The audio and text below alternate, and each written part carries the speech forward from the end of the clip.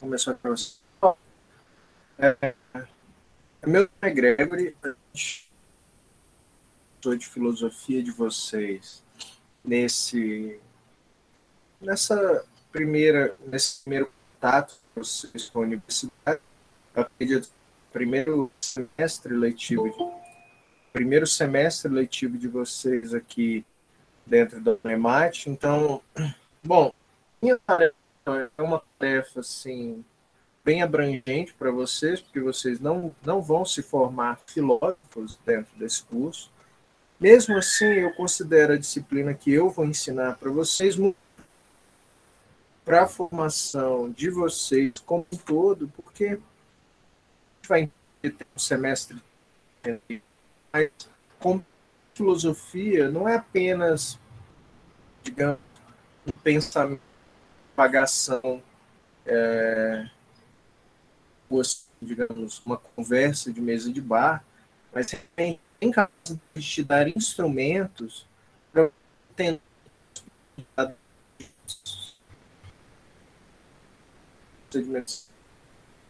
ao mesmo tempo que dá crítica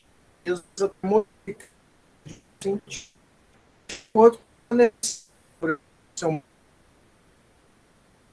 do mais fácil de ensinar, do mais tá travando, pessoal?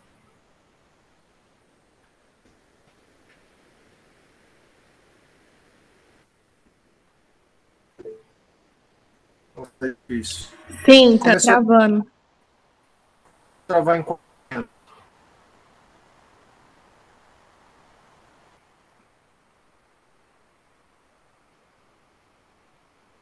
Peraí.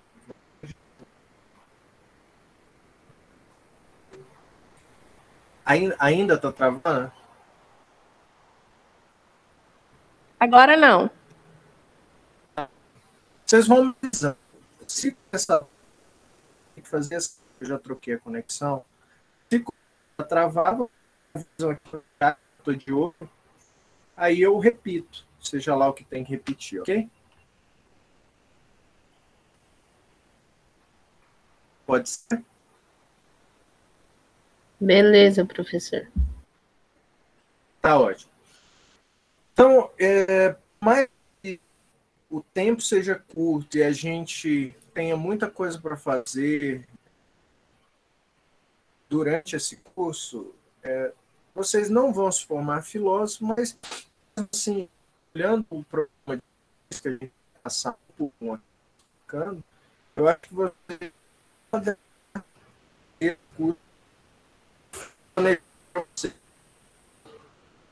o curso que alimenta e que eu planejo dar para vocês durante esse semestre.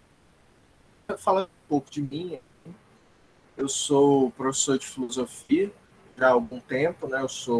Minha formação de filosofia é toda aqui pela Universidade de Brasília, sou formado pela Universidade de Brasília, eu sou mestre pela Universidade de Brasília, e atualmente eu sou doutorando em filosofia pela Universidade de Brasília. Além da formação, eu tenho uma formação em Direito também, é a minha primeira formação, na verdade, e eu sou mestre em Filosofia do Direito. Então, isso é óbvio, não quer dizer muita coisa, né? Mas eu acho que eu tenho aqui, considerando a ementa de vocês, né, a possibilidade de dar um curso interessante para vocês que podem usar futuramente, se não menos como uma conduta, uma espécie de ideal, algo assim como um enriquecimento cultural mesmo, né? Então tá, eu vou apresentar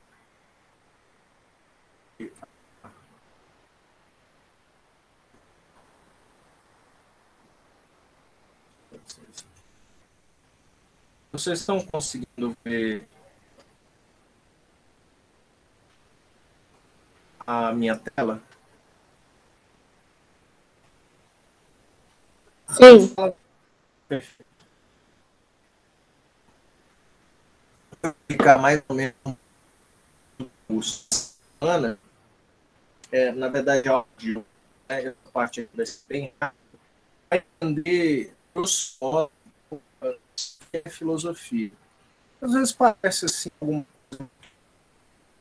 mas entender filosofia pode ser complicado também, porque existem alguns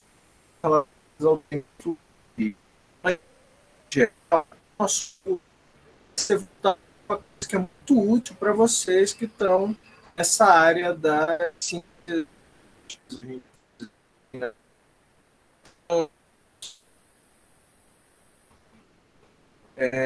Um pouco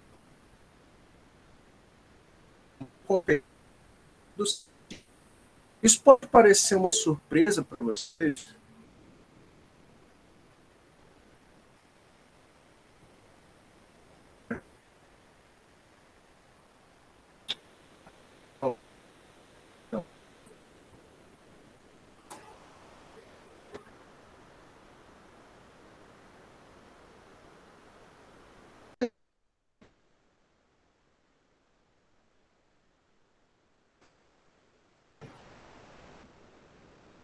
Vocês vão confirmando aí, começou a travar a partir de qual momento?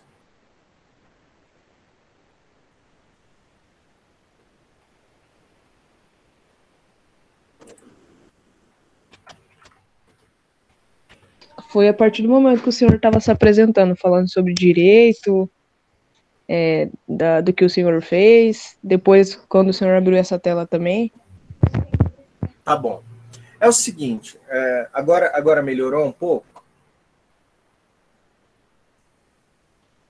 Sim. Tá ótimo. Vocês podem ir me avisando aqui. Vai falando, viu? Se continuar travando, eu vou ter que voltar. Não tem outro jeito. É o seguinte... Tá bem melhor agora. Obrigado, Marcelo. É assim, o nosso curso, ele é um curso que vai começar nas primeiras aulas, né? Nessas 3 primeiras aulas, com algo muito introdutório de filosofia. Eu não começo os meus cursos achando que vocês sabem alguma coisa sobre filosofia, não estou pressupondo nada. Então, isso vale para mim, na estruturação do meu curso, e vale para vocês também. O que vocês tiverem que perguntar sobre filosofia, pode ser a mínima coisa. Vocês podem perguntar para mim durante o curso, me interromper mesmo, e a gente volta e conversa. Se eu não souber a resposta, eu vou pesquisar para vocês para poder dar uma resposta satisfatória para vocês. A intenção aqui não digamos, eu mostrar que eu sei a disciplina, nem nada do tipo. É vocês aprenderem um pouco de filosofia. Mas, de maneira geral, o curso de vocês vai ser um curso muito útil, porque durante todo o semestre, depois dessa parte introdutória, vocês podem pegar aqui a parte da aula do dia 24, a gente já vai começar a estudar de uma maneira muito direta teorias que têm a ver com o conhecimento científico. E vocês que serão zootecnistas, né, vocês vão estar no dia a dia ou fazendo ciência ou usando a ciência, pelo menos, né? Então é muito interessante a maneira como esse curso foi estruturado, né, no programa do curso de vocês, que é para fazer vocês entenderem um pouco da abordagem científica mesmo. Isso é uma coisa que às vezes é estranho, né, para quem está conhecendo a filosofia pela primeira vez, mas as bases do pensamento científico, esse pensamento científico que vocês conhecem hoje, produtor de vacina, estuda doenças, que faz um celular, que, digamos, faz diversas...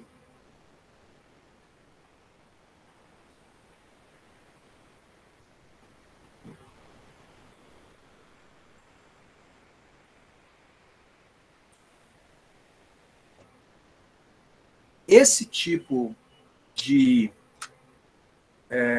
conhecimento, que hoje é corriqueiro para a gente, isso é uma produção, é algo pensado, que foi estruturado na filosofia, dentro da filosofia, por filósofos. Entende? Vocês estão me escutando? Agora eu tenho que toda hora confirmar. Tá perfeito. Tudo bem, vão me avisando, tá? Então, digamos, a partir da aula do dia 24, a gente já vai começar a entrar nessa parte da epistemologia, né? Que é um ramo da filosofia que cuida do conhecimento. E a gente vai estudar teorias importantes para o conhecimento científico, como o empirismo, extremamente importante, e vai passar pela própria, assim, pelo berço mesmo do conhecimento científico, vai estudar Karl Popper. Popper é um dos grandes nomes da filosofia da ciência. Até hoje, os métodos do Popper são estudados e utilizados, inclusive. Eu consigo mostrar como as ideias do Popper sobre a prática científica, elas estão, por exemplo, na criação da vacina contra a Covid. É muito, muito claro ver isso, né? A gente vai também, depois de um tempo, tentar entender o pensamento científico dentro da sociedade. Porque, bom, hoje em dia, o pensamento científico, a gente nota isso, né? Ele não é autossuficiente. Digamos, hoje em dia, não basta você dizer que alguma coisa é científica para uma pessoa. Então, alguma coisa aconteceu, ou acontece ainda, que faz com que o conhecimento científico já não consiga ter o mesmo nível de confiabilidade, né, que teve há 50 anos atrás, a gente pode dizer assim. Se você voltasse a 100 anos atrás, pode ser 100 anos atrás, e falasse para uma pessoa que em 2020 tem pessoas que não querem ser vacinadas, seja lá por qual motivo, seria um negócio difícil de entender para eles, né?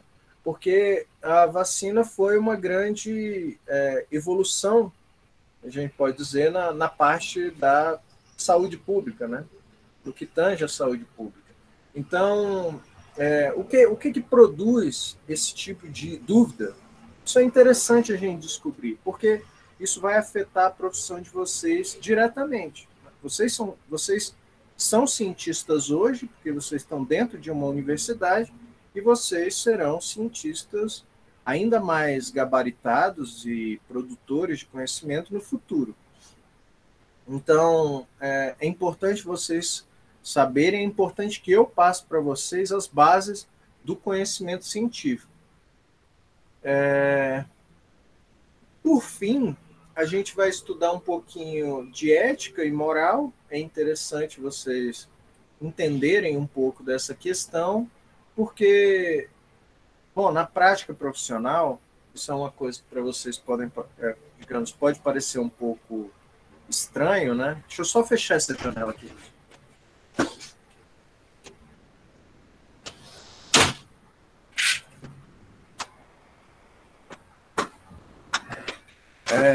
Na prática profissional, isso pode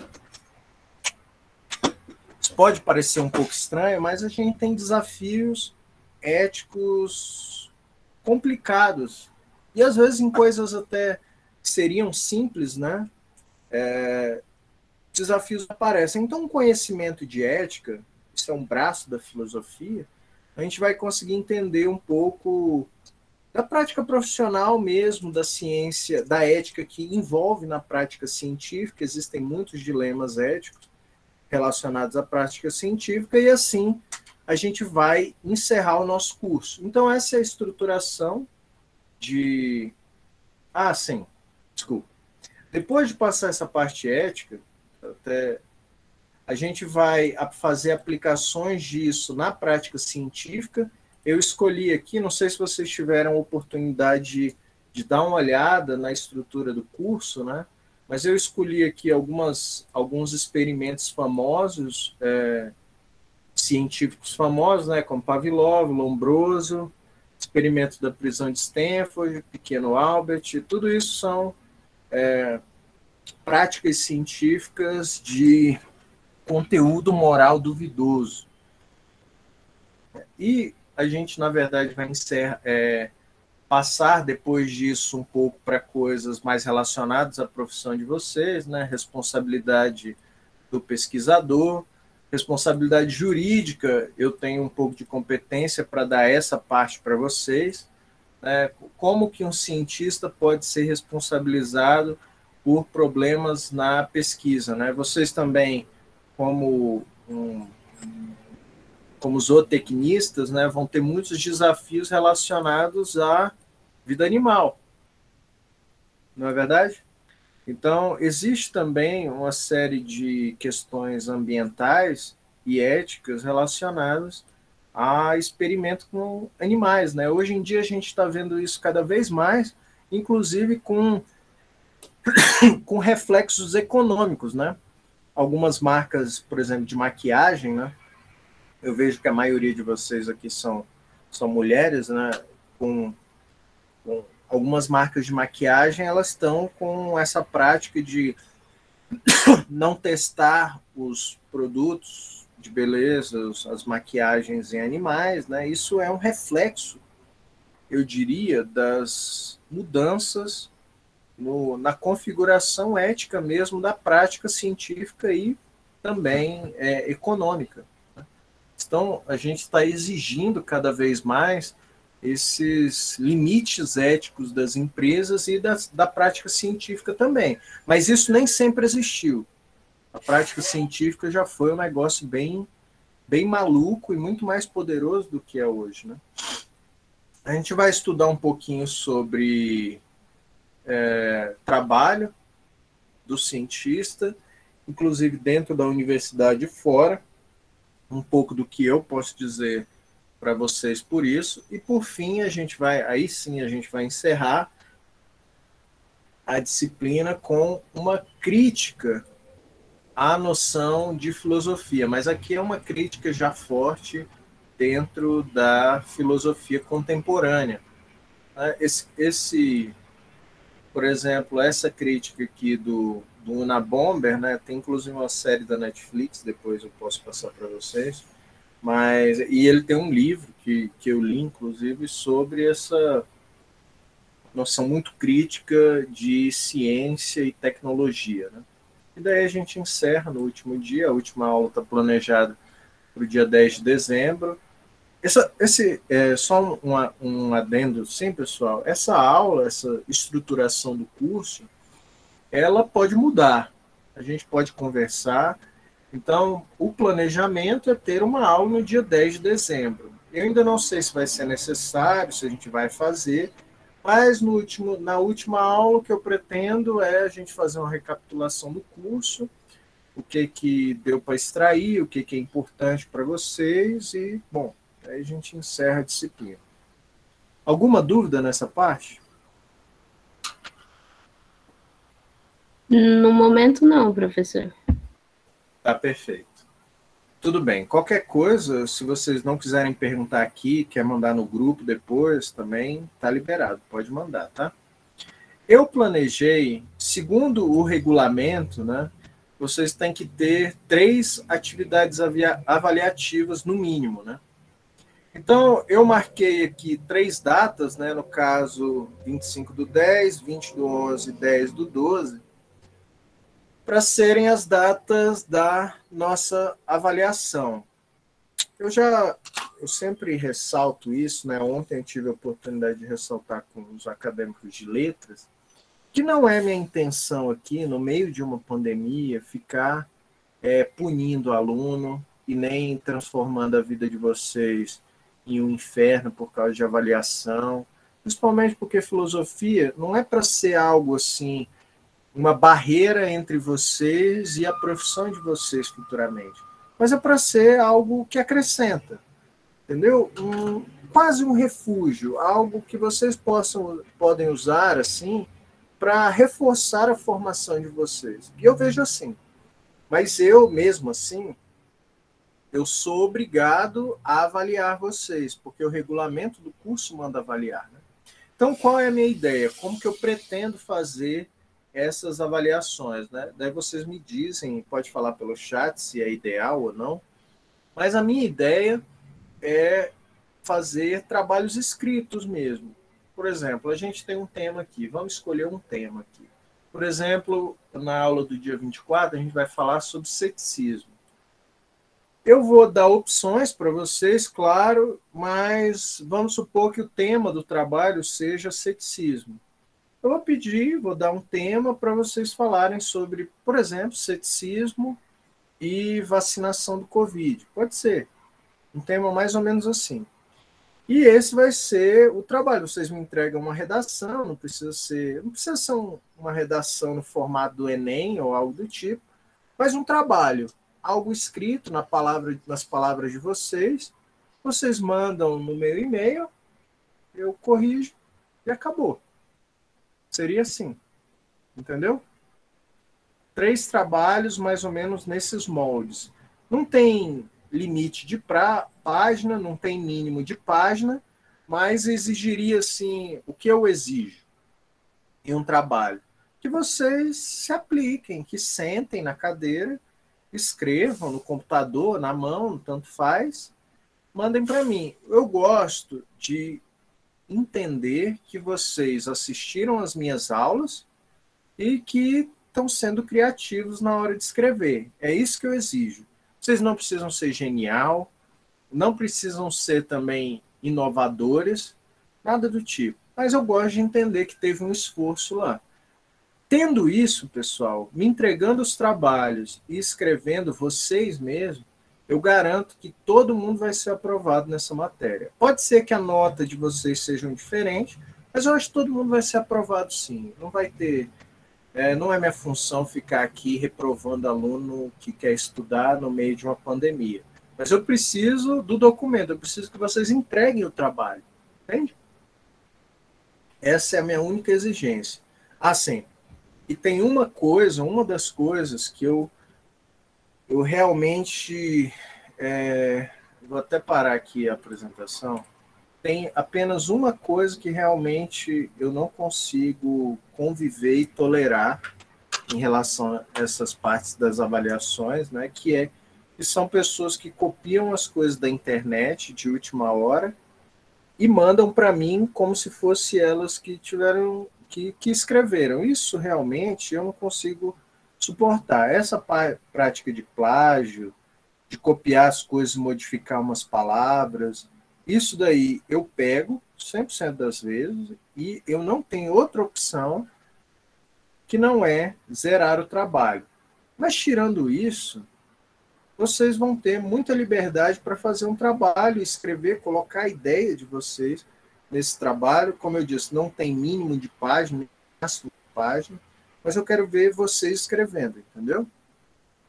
Nessa parte de plágio, eu sou um pouco, posso dizer assim, intolerante, porque na vida profissional de vocês, as pessoas serão intolerantes mesmo. Não tem essa de, plagiei uma partezinha, um parágrafo, tá tudo bem. Não é assim. Se vocês jogarem um dia no Google, vocês vão ver doutores que deixaram de ser doutores por causa de um parágrafo copiado, professores de universidades famosas, como a Universidade de São Paulo, deixando de ser professor porque fraudou um trabalho de admissão. Esse é o tipo de consequência que tem em plagiar. Então, realmente, eu tenho tolerância zero com esse tipo de cópia. Mas dou liberdade também. E outra coisa, claro, nenhum dos trabalhos que eu passar para vocês, ou tema, vão ser coisas que eu não falei aqui, nessas reuniões. Então, tudo que eu cobrar de vocês podem ter certeza que eu comentei com vocês, eu falei, eu estou aqui para ajudar. Vocês conseguem entender isso? Eu quero que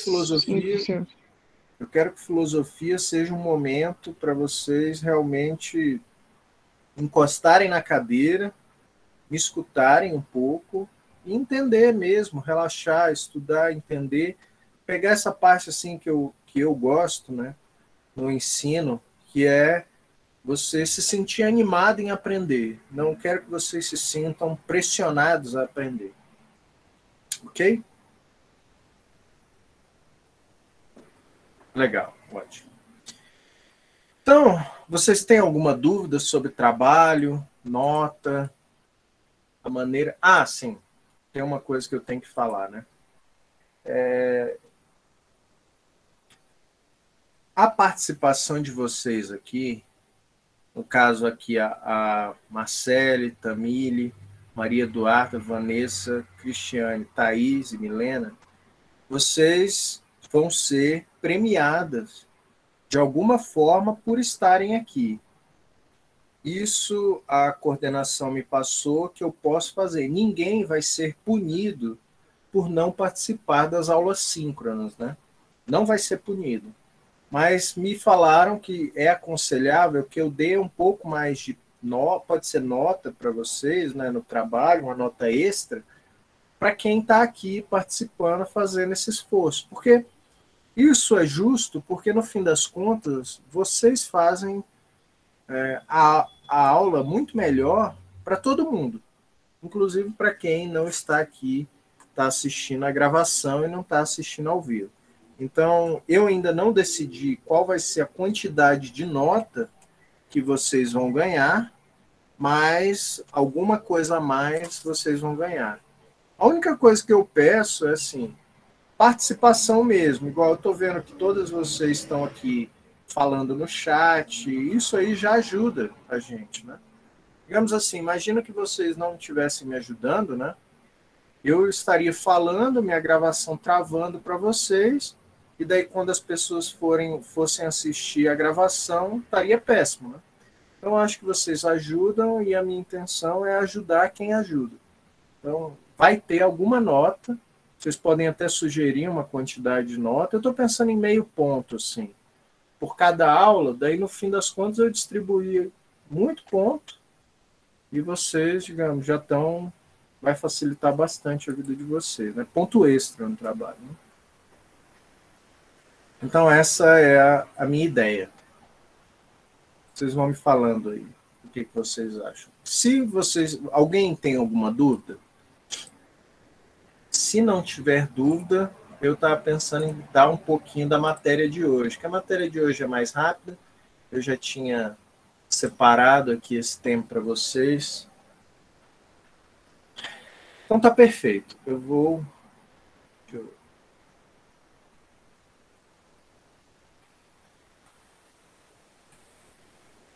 Eu uso esse quadro virtual aí. Vocês confirmem para mim se vocês estão conseguindo ver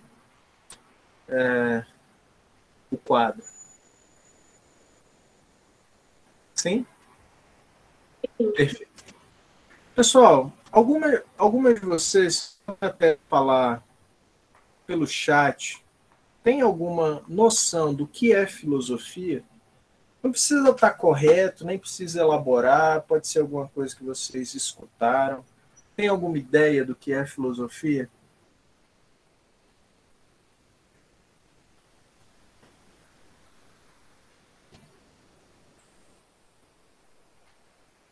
O que que vem à cabeça quando alguém fala de filosofia para vocês?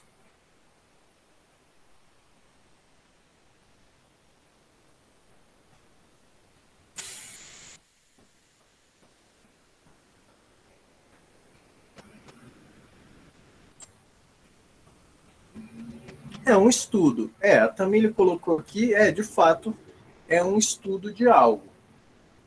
Mas é um pouquinho ciência, isso aí agora você tá chegando em algum lugar interessante, bem interessante. Então tem um estudo envolvido, também Também tem uma história. Tem uma história, perfeito. Vamos falando.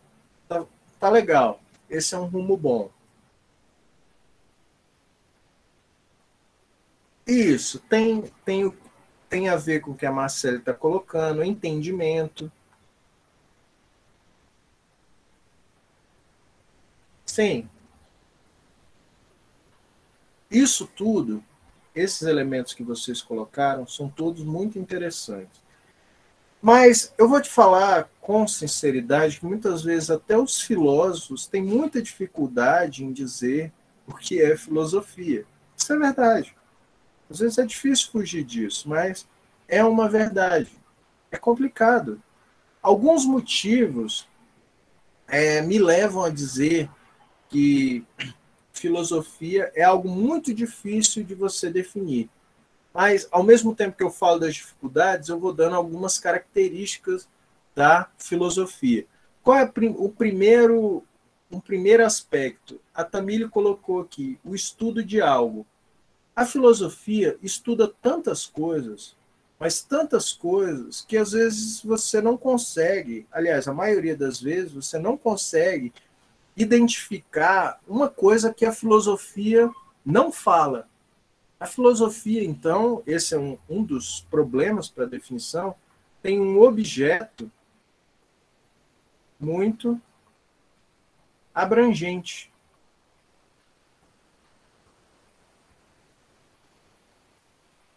Tem filosofia sobre Deus, vamos colocar uns objetos aqui.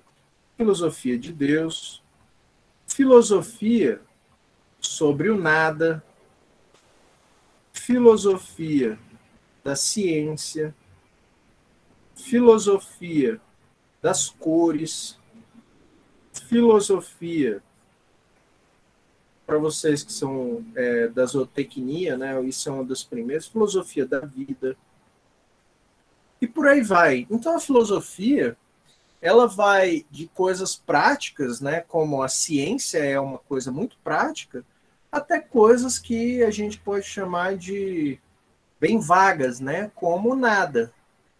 É muito difícil você definir o nada, né? Mas a filosofia, existem filósofos famosos que se ocuparam a estudar o que é o nada. O que é o nada? Então isso, se você pega, por exemplo, a zootecnia, do que vocês acham que trata a zootecnia? É o estudo do quê? Dos animais? Seria o estudo dos animais? O senhor pode repetir novamente a pergunta, por favor? Do que trata a zootecnia? Sobre os animais, sobre a alimentação deles, o melhoramento da saúde e etc. Então, tudo que tem a ver com a vida animal, a gente pode pensar assim, né? O estudo das coisas que são relacionadas à vida animal. Bom, a filosofia, quando a gente pensa no que a filosofia estuda, a gente não tem possibilidade de delimitar dessa maneira, porque a filosofia fala de muitas coisas, né? Ao mesmo tempo que o termo filosofia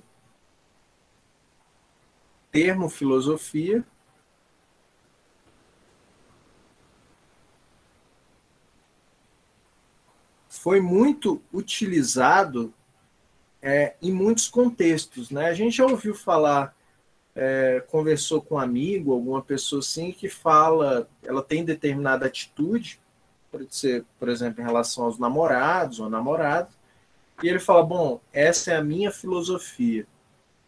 Bom, isso quer dizer, assim, filosofia nesse sentido, como um conjunto de pensamentos em relação a algum assunto da vida. Mesmo assim, quando a gente pensa em filosofia nesse sentido, está errado você dizer que isso é filosofia? Não está errado, mas não está completamente certo, porque existe uma maneira correta de se fazer filosofia. Existem várias maneiras de se fazer filosofia. Esse é um dos pontos que dificulta. Então, existem muitos métodos de se filosofar, mas mesmo assim existe uma maneira correta de se filosofar. Eu costumo dar um exemplo para você entender como existem muitas maneiras de se fazer filosofia, porque vocês estudaram para o vestibular, né? Até recentemente, vocês, claro, tiveram contato com as leis de Newton, certo? Vocês conhecem as leis de Newton? Sim. Você sabia que quando as leis de Newton foram publicadas pela primeira vez, elas eram consideradas filosofia? eu pego até a foto do primeiro livro do Newton. Ela foi publicado o livro, né, como um livro de filosofia natural. Está aqui, ó, em latim, né, claro, mas é um livro de filosofia natural. Os princípios matemáticos da filosofia natural. Por que eu coloco isso? Porque a filosofia ela pode se aparecer para a gente dessa maneira, como algo assim muito determinado e matemático mesmo. Nesse caso aqui, como um dos livros mais importantes do pensamento científico como um todo, que é o livro do Isaac Newton, né? Mas a gente também tem maneiras de fazer filosofia que são muito cotidianas, né? Eu costumo dar o exemplo do Sócrates, né? Sócrates, ele nunca, jamais faria filosofia dessa maneira, pensando junto com a matemática. Porque a visão filosófica do Sócrates era que a filosofia era uma conversa, algo informal, algo para você realmente ter uma conversa com qualquer pessoa na rua. Porque são métodos diferentes. Sócrates tinha esse método um pouco mais do diálogo, enquanto Isaac Newton, quanto filósofo, né?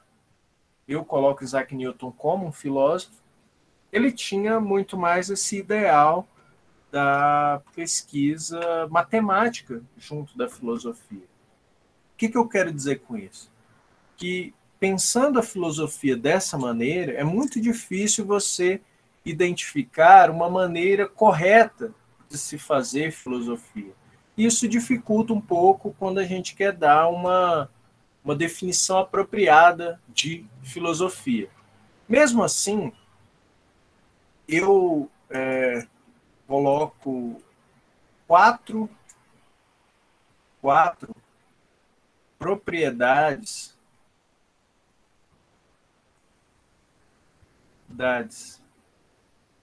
que eu considero básicas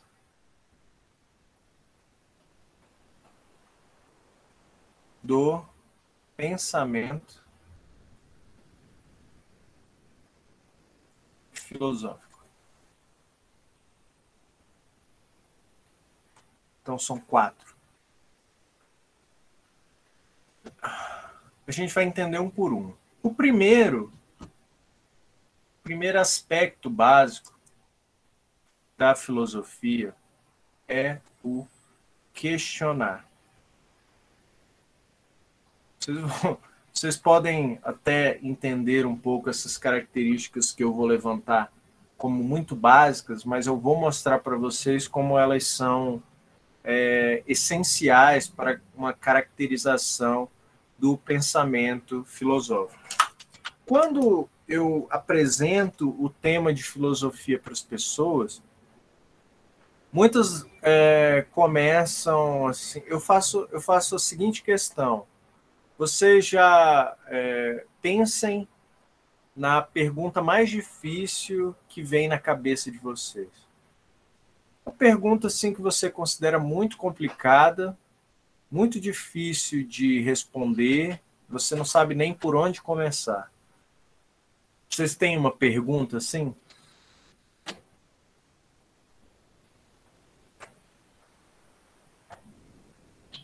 Existem essas questões, se vocês não quiserem colocar uma, mas tem essas questões mais básicas que todo mundo se pergunta uma vez, pelo menos, na vida, né? Deus existe? Deus existe? Alguém já se perguntou isso? Quem somos nós? Sim. Ou quer ver uma pergunta que incomoda muitas pessoas? Uma pergunta que incomoda muitas pessoas: o que acontece depois da morte? Vocês já pararam para pensar o que acontece depois da morte? primeiro de tudo, será que acontece alguma coisa depois da morte? Ou então, vocês que estão estudando, que vão estudar, pode falar. Desculpa, só queria saber para que servia. Não, tudo bem, sem problema. Inclusive, pessoal, se vocês tiverem alguma pergunta, quiserem fazer um comentário, só fazer. Não, é só fazer mesmo, pode falar, não tem problema. Tá ok? Pode falar mesmo. Então, assim, essas perguntas, eu sei que pode parecer coisa assim de quem tá... Tem um professor que usa muito essa palavra, né? Lombrar, parece coisa assim de pessoas que estão bêbadas num bar, né? Mas essas são perguntas efetivamente difíceis, são perguntas difíceis, né? A reencarnação é um baita de um desafio também, filosófico, eu diria. Né? Eu diria. Minha esposa também acredita em reencarnação, e às vezes eu vejo ela falando umas coisas e bom, isso é um pouco difícil. Mas o que eu quero, assim, mostrar com essas duas perguntas que eu coloquei aqui para vocês, né? Que essas perguntas difíceis, essas coisas que muitas vezes a gente até ignora, escolhe ignorar, elas são um passo muito básico para o pensamento filosófico. E aqui é que eu traço um paralelo muito, muito curioso, por exemplo, com a religião. A religião pensa na existência de Deus, não pensa? Não pensa? Eu acho que pensa. Pensa muito no que acontece depois da morte. A Kevin até... É Kevin que pronuncia? Está correta a pronúncia? Sim, é Kevin. Tá. A Kevin falou, eu acredito em reencarnação. Esse é um posicionamento religioso sobre o que acontece depois da morte. Se você pergunta para um católico se Deus existe, ele vai ter uma resposta para isso aqui. Ele vai dizer sim. É óbvio que Deus existe, está escrito na Bíblia, etc. Ele vai dar os motivos dele, né? Isso, pessoal, diferencia de maneira muito clara o pensamento filosófico, por exemplo, do pensamento religioso. Porque na filosofia, isso é uma coisa que eu gosto de marcar para todo mundo entender, na filosofia é muito difícil você sustentar dogmas. Alguém sabe o que é um dogma? Não, professor. Dogma é uma verdade que não pode ser questionada. Vou colocar a definição aqui. Verdades que não podem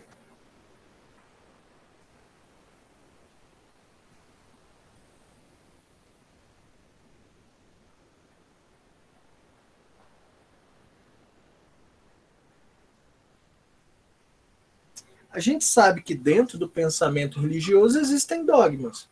Você não pode se dizer um católico, pelo menos não um bom católico, se você questiona a existência de Deus.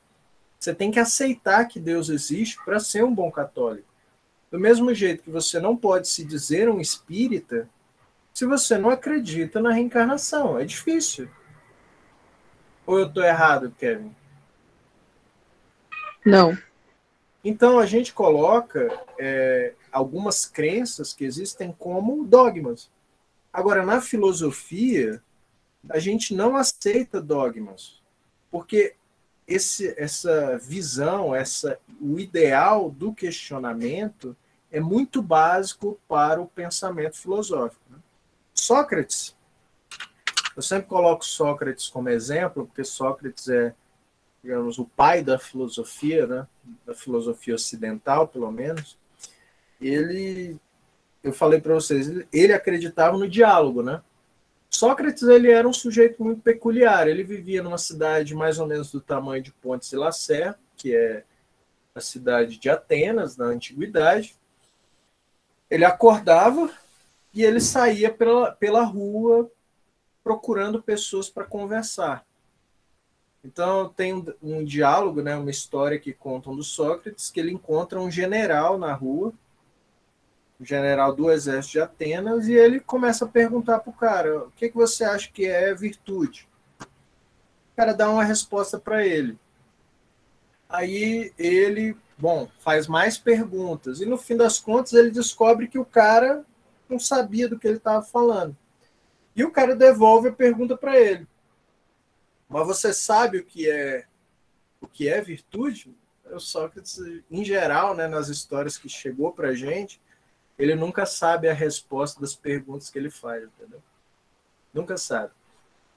E mesmo assim, diz a história do Sócrates, né, ele foi para o oráculo de Delfos, e no oráculo de Delfos falaram que ele era o homem mais inteligente do mundo, mais sábio do mundo. E ele ficou muito intrigado com isso. Ele falou, peraí, eu sou a pessoa mais inteligente do mundo e eu só tenho dúvidas na minha vida, eu preciso ficar perguntando para as pessoas, né? Por que eu sou a pessoa mais sábia do mundo? Por que eu sou mais inteligente? E, ele saía para perguntar para as pessoas, né, constantemente, diariamente, e ele percebeu que, diferente das outras pessoas, né, as outras pessoas que ele perguntava achavam que sabiam. Mas ele não, ele sabia que ele não sabia. E ele concluiu, né? A única diferença de mim para outras pessoas é que eu sei da minha própria ignorância. Então, daí vem a famosa frase do Sócrates, né? Só sei que nada sei.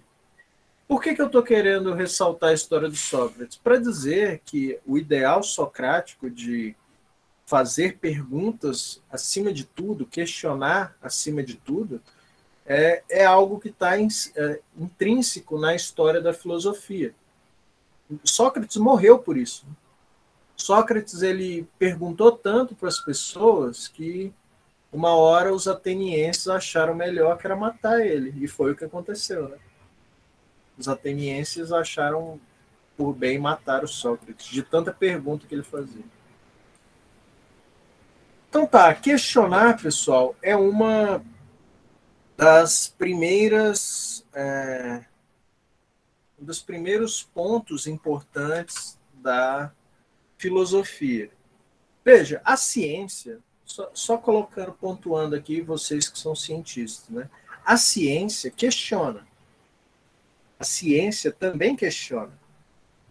A gente vai estudar o pensamento científico com profundidade. Eu quero marcar isso para você. A ciência questiona também.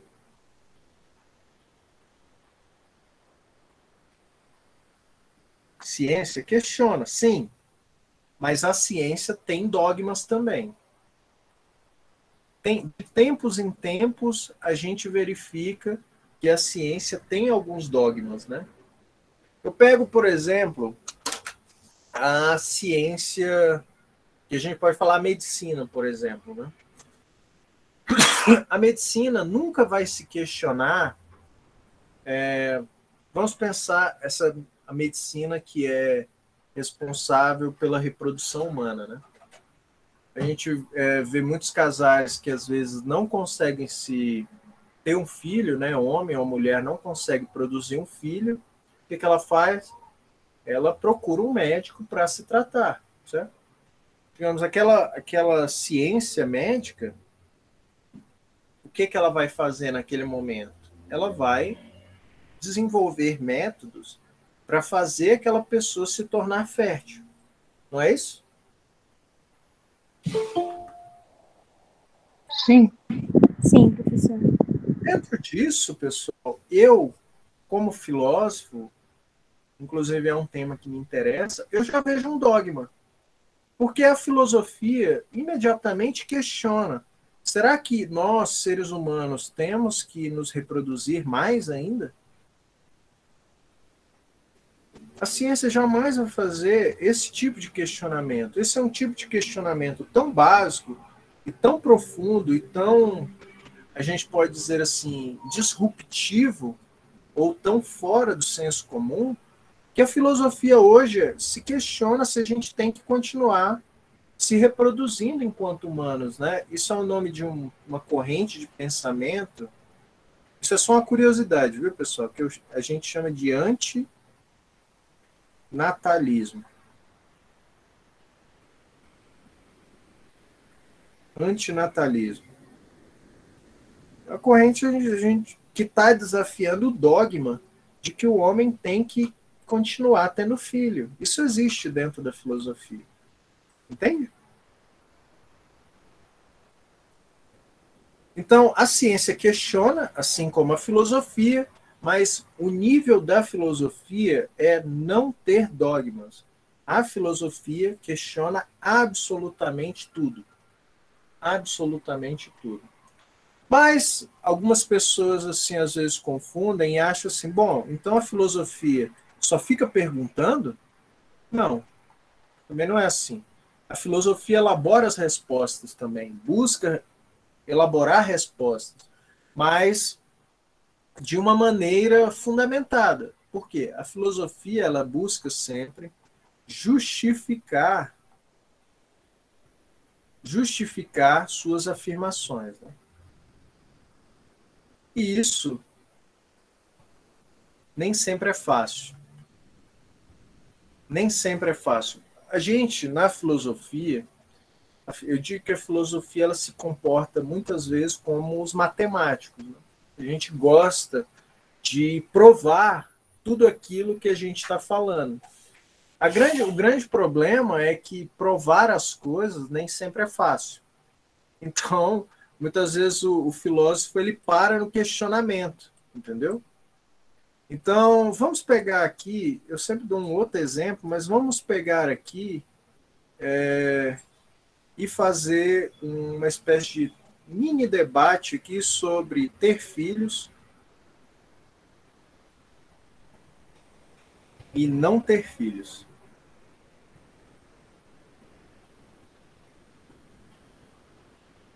Algum de vocês acham que é correto ter filhos, não deve ter filhos? Alguém tem uma opinião sobre isso? A maioria das pessoas acha que ter filhos é correto, certo? Professor, Pode falar. eu acho assim que não, para dizer para uma pessoa assim, que não é correto ou não é correto, eu acho que da minha parte não seria indevido, né? Mas da minha parte, na minha pessoa, eu acho que é correto. Se for a vontade daquela pessoa ter um filho, tudo bem. Agora, se a pessoa não quer ter um filho também, tudo bem também. É a escolha da pessoa. Todo mundo tem a sua escolha, né? Eu acho essa a minha opinião. Isso. Você quer, então, o seu argumento sobre isso é liberdade. Correto? Correto. Isso. E eu concordo com a Tamile, que isso vai da escolha da pessoa. Não é obrigatório ter filho. Se ela se sentir de ter um filho, os dois, aí tenha um filho, nem que seja adotado ou de casal mesmo. Ela tem que ter, no caso, igual o professor falou aí, a liberdade de escolher o que ela quer. Tá, pode falar, Kevin. É basicamente isso que ela falou agora no final, entendeu? Eu acho que a questão sobre ter filhos tem que ser uma escolha e não uma obrigação. Suponhamos a questão do aborto. Em vários casos, por exemplo, no Brasil, ele é ilegal. Só que eu acho que as pessoas pensam muito na questão de matar uma criança, mas não é bem assim, entendeu? Pra gente poder ter um filho hoje em dia, não é só a questão de criação, a gente tem que ter uma estabilidade emocional, que vem em primeiro caso, uma estabilidade financeira, entendeu? Tem que ter uma boa vida pra gente poder criar aquela criança, não é só colocar no mundo, entendeu? Porque daí a criança cresce, não tem um estudo, não tem uma casa, uma moradia, entendeu? E daí vira um ladrão. E daí, quando cresce, as pessoas já vão ser favor à morte, entendeu? Para matar aquela criança que um dia não teve as necessidades supridas, entendeu? Isso que a Kevin falou, tudo que vocês falaram ficou muito interessante. Mas veja que eu não estou interessado em dizer que quem é a favor de ter filhos está certo e quem é a favor de não ter filhos está certo também. Mas eu gosto de pontuar aqui quantos argumentos você tem para dizer que, bom, esse lado é o correto ou esse lado é o correto. De um lado, vocês pontuaram essa questão do livre-arbítrio, da liberdade. Peraí, ninguém é obrigado a ter filho, mas se eu quiser, eu posso ter filhos. Essa é uma visão da coisa. Essa é uma visão da coisa. Você está usando o argumento da liberdade. Como filósofo, eu vejo você se manifestar e eu falo, bom, o argumento dessa pessoa é pela liberdade. Eu não estou falando quem está certo e quem é errado. Não estou julgando isso, entendeu? Mas eu conto os argumentos. Porque é um interesse da filosofia, pessoal, desde os primórdios, é fazer isso. Ver assim, peraí, exponha as suas justificativas para acreditar em certas coisas. Entendeu? E do outro lado, a Kevin pontuou, e eu achei muito interessante a maneira como ela colocou, que é o argumento quase básico dos antinatalistas. Que eles falam assim, peraí, você vai colocar uma criança no mundo e você não tem certeza da vida que essa criança vai levar. Você sabe qual é essa responsabilidade? Você não sabe. Você não tem, no mundo de hoje, você não tem como garantir que essa criança vai ter a comida necessária, que ela não vai sofrer mentalmente, que ela não vai sofrer bullying. É uma tremenda responsabilidade. É uma tremenda responsabilidade. Algumas pessoas colocam aqui, eu não estou querendo dizer quem está certo e quem está errado, viu, pessoal? Longe de mim, eu só estou pontuando. Algumas pessoas colocam aqui a alegria de ter um filho. De ter um filho.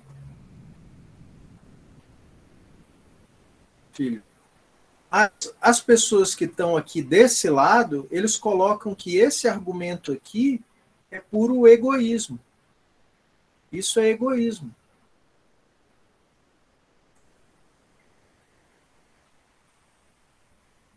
Vocês conseguem entender como isso aqui é egoísmo? Você está criando uma vida para a sua própria satisfação e alegria. Mas o desafio do sofrimento vai sempre estar presente.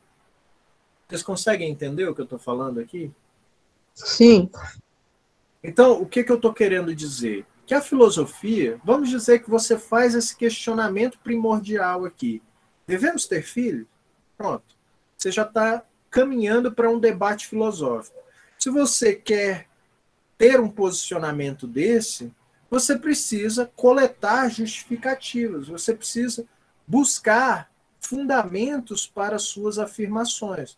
Então, eu já quero derrubar aqui um dos primeiros mitos do pensamento filosófico que as pessoas têm, é de achar que o filósofo ele só faz perguntas e resposta alguma.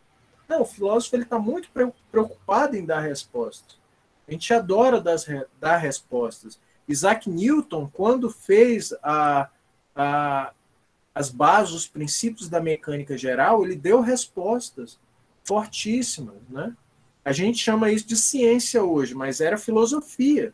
Então a filosofia busca sim dar respostas, mas dar respostas filosóficas, dar respostas para as perguntas filosóficas, às vezes é algo tão difícil e tão trabalhoso que, bom, a gente fica pelo caminho, os filósofos morrem, não conseguem responder de modo satisfatório as perguntas e as coisas demoram. Tanto que tem perguntas filosóficas que a gente está aí há 2000 anos tentando responder e ainda não tem uma resposta fechada. Porque, mais uma vez, o filósofo deu uma resposta, ele não deixa de questionar só porque um filósofo X deu uma resposta. Ele vai questionar de novo, e de novo, e de novo. Não existem dogmas na filosofia. Então, mas existem respostas. Mas existem respostas.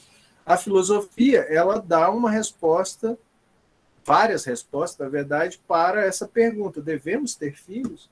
É correto ter filhos? E vocês têm que observar as justificativas por isso. Por quê? Porque a filosofia não é uma prática de ficar dando opiniões sobre as coisas. Hoje, na internet, né, principalmente com esse negócio de blogueiro, É muito comum a gente ver pessoas dando opiniões sobre as coisas. Mas a filosofia não é ficar dando opinião. A filosofia é buscar dar dar respostas fundamentadas para as coisas, respostas que fazem sentido, respostas que têm boas justificativas. Agora, opinião sobre as coisas todo mundo tem. Não é verdade? É muito fácil você ter uma opinião sobre alguma coisa. Né? Esse é uma das grandes críticas que eu tenho com redes sociais, é isso, né? As pessoas têm muitas opiniões sobre as coisas, todo mundo quer dar uma opinião, mas ninguém quer se dar o trabalho de justificar essas opiniões, né? De dar justificativas para suas afirmações. É puro julgamento. E a filosofia definitivamente não é dar opiniões, né? A gente quer justificar.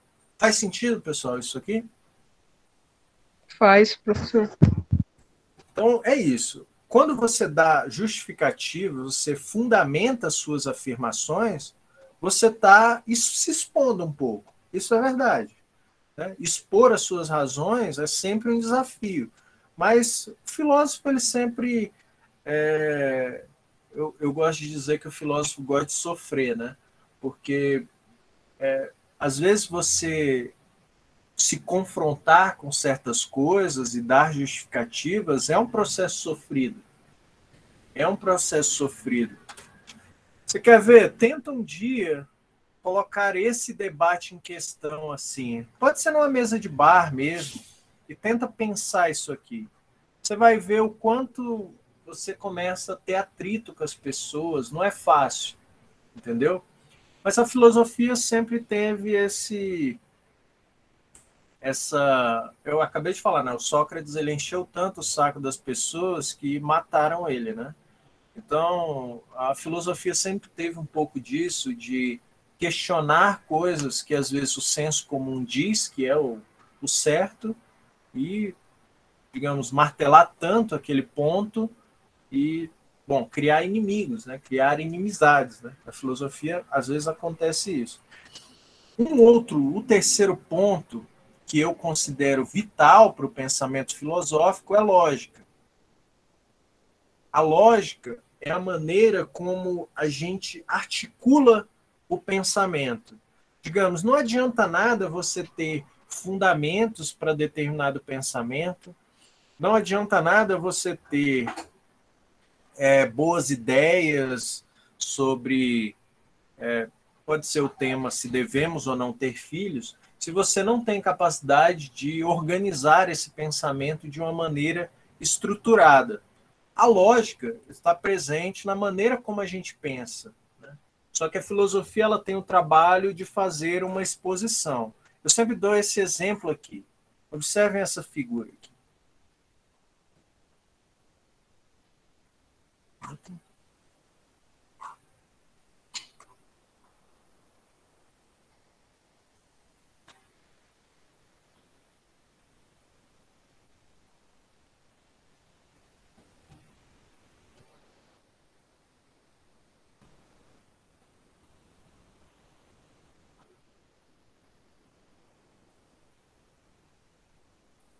Vocês sabem o que é isso aqui? Uma carteira caída na rua? Exatamente. Vocês, olhando essa carteira que está na rua, que eu acabei de desenhar, o que vocês conseguem concluir? Vendo uma carteira na rua. Que Alguém perdeu. Pegar. Que alguém perdeu uma carteira. Veja, isso pode parecer muito simples, né? Mas, olha, conclusão, alguém perdeu, isso aqui é a conclusão. Perdeu carteira. Isso aqui, pessoal, não está evidente que vocês fizeram um raciocínio lógico aqui, mas existe lógica na maneira como vocês pensaram. Por quê? Primeiro de tudo, seres humanos carregam carteira. Né? Isso aqui é uma premissa do seu pensamento. carregam carteiros.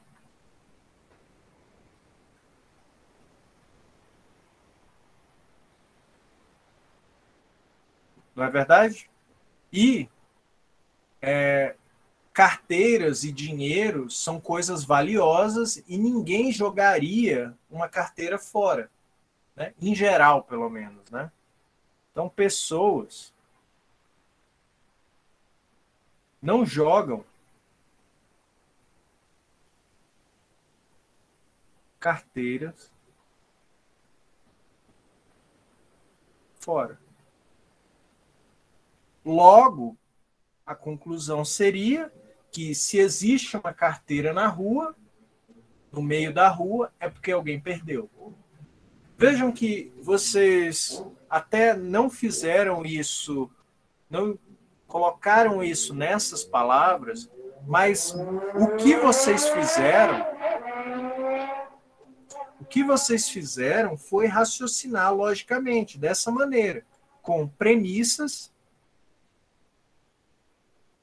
e conclusão. Isso é pensar logicamente. Parte da força do pensamento filosófico é essa capacidade de organizar o pensamento logicamente, de você construir um arcabouço de boas premissas e ter capacidade de aplicar uma regra e recolher uma conclusão.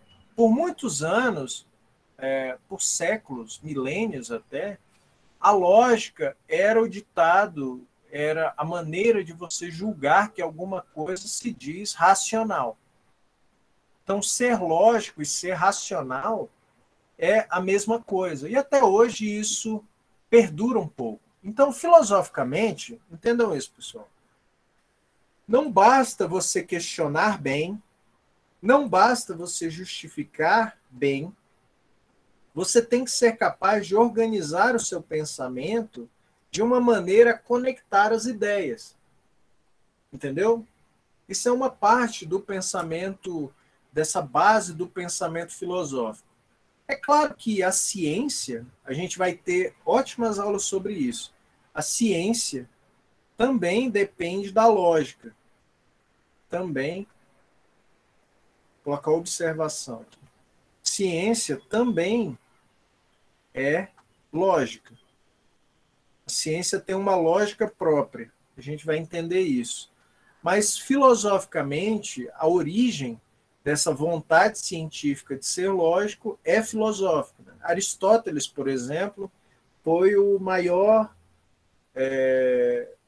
um dos maiores lógicos, talvez o maior lógico de todos os tempos, né? Porque ele quis pensar nessas estruturas básicas da argumentação. Né? Saber lógica é muito interessante. No meu mestrado eu trabalhei lógica, e no doutorado eu continuo trabalhando em lógica ligado ao pensamento ético. A quarta característica... Alguma dúvida, pessoal, até agora? Não. Tá ótimo. Não. A última característica do pensamento filosófico é o debate. Filosofia, por qualquer que seja o tipo de filosofia, a filosofia não é algo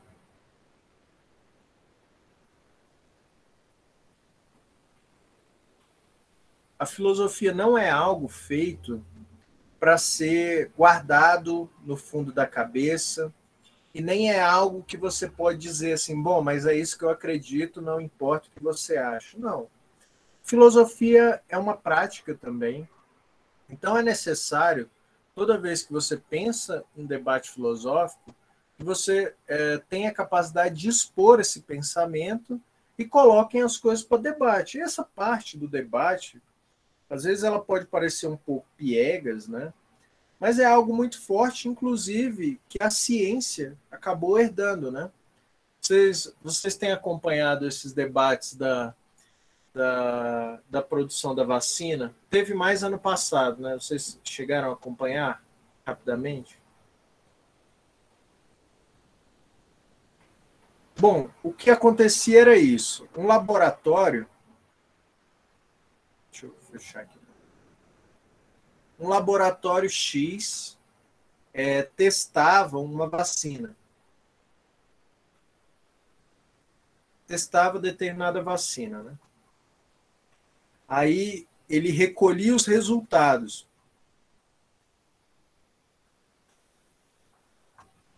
Que eles diziam que eram bons, certo? O que faltava quando isso acontecia? Sempre. Eles até falavam para a imprensa, não, a gente tem uma vacina que é boa. Mas daí o que tinha que fazer? Tinha que publicar esse resultado. Publicar o resultado. Isso aí é uma coisa muito importante. Até umas revistas ficaram bem famosas nesse período de pandemia, né? Essas revistas mais da área biológica mesmo, dessas ciências da vida, e publicava. Aí, nesse momento em que o laboratório publicava os resultados, né, é que a gente poderia ter um pouco de esperança, porque daí outras pessoas, outros cientistas, iam analisar esses resultados e poderiam confirmar se os resultados eram de fato bons. Isso é um debate. Isso é um debate mais moderno, ligado a essa noção de publicação científica, mas ainda é um debate. Por quê?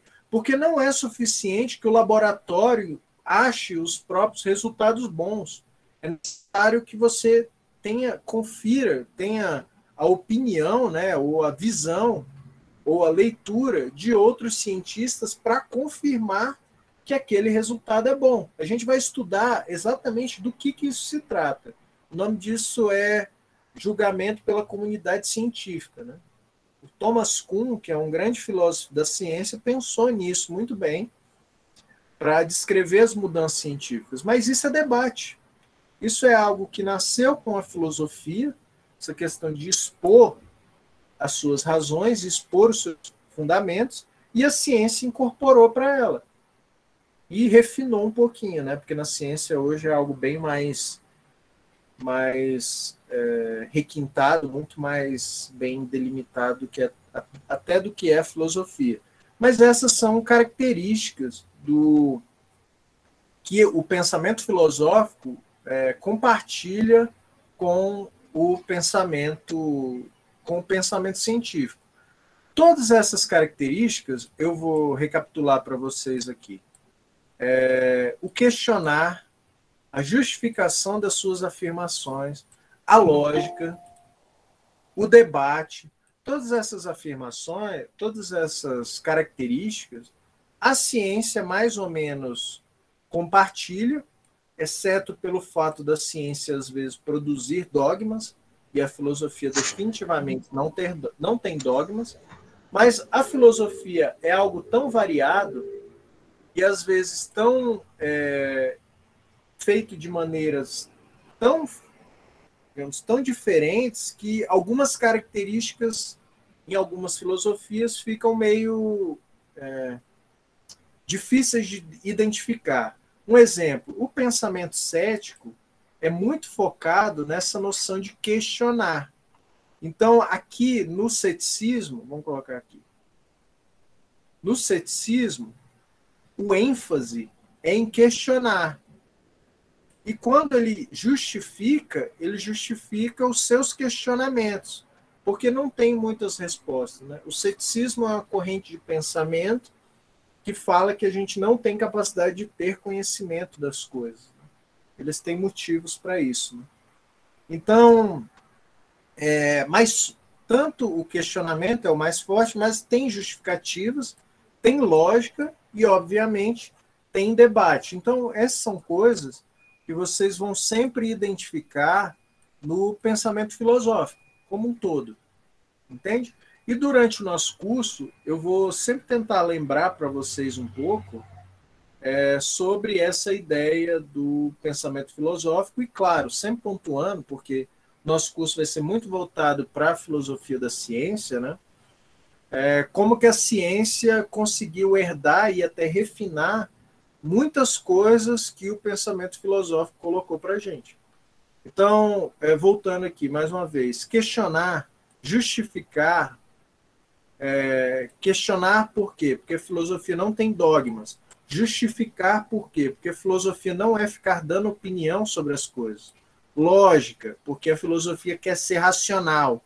E debate, porque a filosofia é algo que se faz na prática, é algo que se faz em conjunto, né? Todas essas características influenciaram o pensamento científico de uma maneira muito forte. A gente vai ver isso em detalhes durante o nosso curso, mas é uma definição preliminar de filosofia, uma definição feita para melhorar o nosso curso durante esse semestre. Vocês ficaram com alguma dúvida? Não. Bom, pessoal, essa então foi assim, a nossa primeira aula. Sexta-feira a gente tem outra aula, a gente já vai entrar em uma parte meio social da filosofia, mas é isso. Se vocês não têm nenhuma dúvida, pode ter dúvidas depois também, se surgir alguma coisa, vocês podem mandar no grupo, pode mandar pessoalmente um áudio, que seja, que eu tento responder, ok?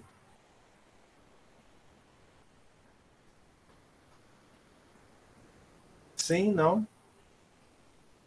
Ok, professor, combinado. Tá ok. Obrigado pela participação de vocês, viu? Ajudou bastante. Eu gostei muito da aula. Obrigado mesmo, viu?